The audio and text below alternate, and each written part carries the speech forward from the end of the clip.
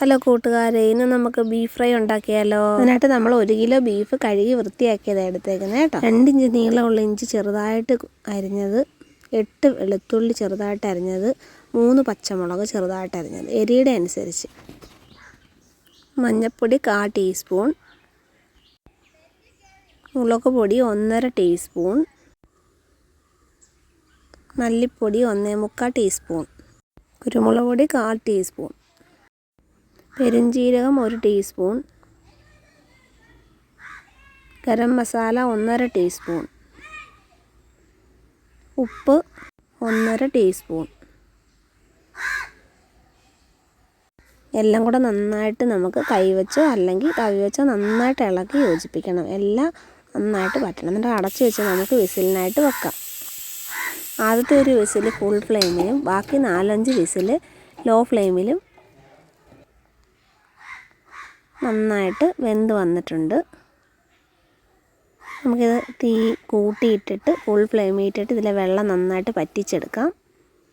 അതിനുശേഷം ബീഫിൽ നിന്നിറങ്ങിയ വെള്ളമാണ് നന്നായിട്ട് പറ്റിച്ചെടുക്കാം. നന്നായിട്ട് പറ്റിച്ചെടുക്കണം കേട്ടോ, വെള്ളം കാണരുത്. ചട്ടി അടുപ്പത്ത് വെച്ച് ചട്ടി ചൂടായി കഴിയുമ്പോഴത്തേക്ക് നമുക്ക് 1/4 കപ്പ് എണ്ണയാണ് ഞാൻ എടുത്തേക്കുന്നത്. തേങ്ങാക്കൊത്ത് ഓപ്ഷണലാണ്, ആവശ്യമുള്ളവർക്കിടാം, അല്ലെങ്കിൽ വേണ്ട.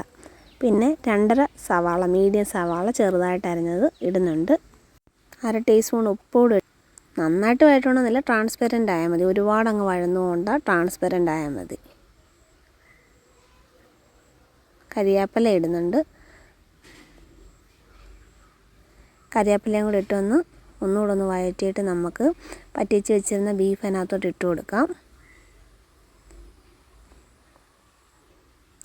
കണ്ടിന്യൂസ് അങ്ങ് ഇളക്കണമെന്നില്ല. ആദ്യം ഒന്ന് നന്നായിട്ട് മിക്സ് ചെയ്തതിന് ശേഷം ഓരോ മിനിറ്റ് കൂടുന്തോറും ഒന്ന് ഇളക്കി കൊടുത്താൽ മാത്രം മതി.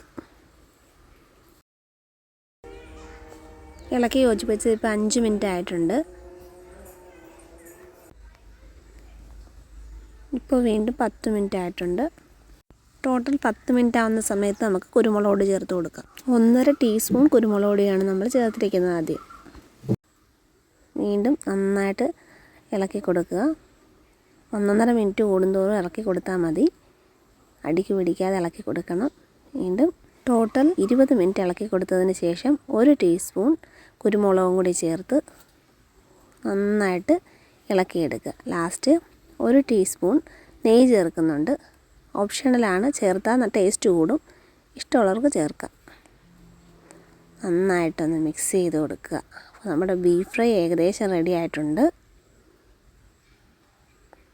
എല്ലാവരും ഉണ്ടാക്കി നോക്കണം. സൂപ്പറാണ്, ഈസിയാണ്. അപ്പോൾ ഓക്കെ, ടാറ്റാ, ബൈ ബൈ. ഇഷ്ടപ്പെട്ടാൽ ലൈക്ക് ചെയ്യാനും ഷെയർ ചെയ്യാനും മറക്കരുതേ. ഫോളോ ചെയ്യണേ.